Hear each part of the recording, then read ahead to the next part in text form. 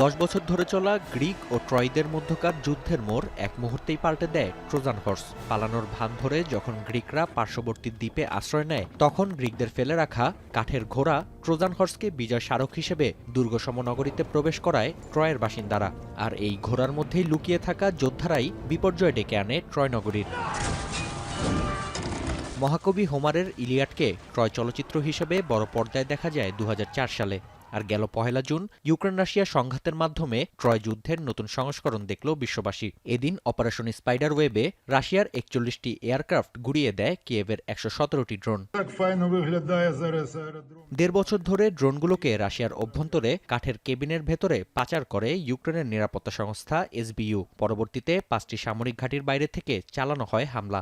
দেশটির 5টি অঞ্চলে চালানো এই হামলাকে তাই ট্রোজান হর্সের সঙ্গে তুলনা করতে দ্বিধা করেননি ন্যাটোর সাবেক সুপ্রিম অ্যালাইড কমান্ডার। বিশ্লেষকরা বলছেন, প্রায় 3.5 বছর ধরে চলা ইউক্রেন যুদ্ধের গতিপথ পাল্টে দিতে পারে operation spider web. By far the most significant attack that Ukraine has mounted to date against Russia's long-range strike forces. They're also one leg of Russia's nuclear deterrent.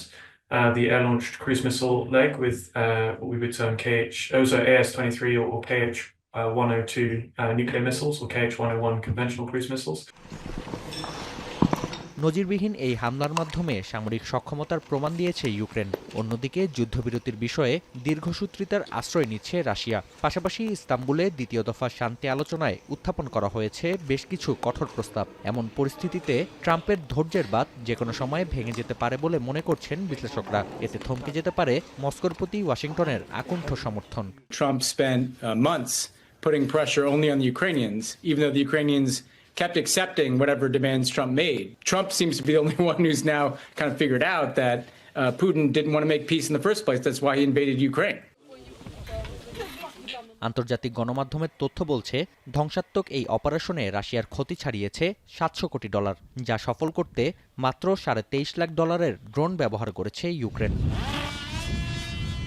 Nafia Arman মনন, এখন বিশ্ব।